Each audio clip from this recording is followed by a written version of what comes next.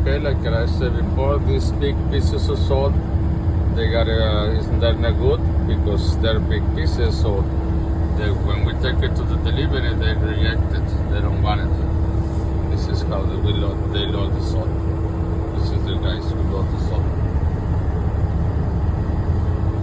I'm from South Chicago, and I'm almost ready to get loaded. Yeah.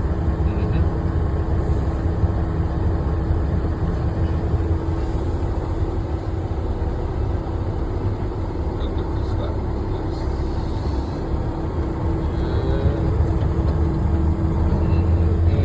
We're in South Chicago carrying salt to suburbs of Chicago. It's a big pile of salt.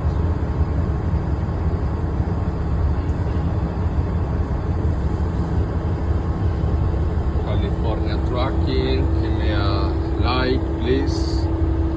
Thank you. I'm gonna get a lot of salt. So this is a river. There's another truck over there passing by.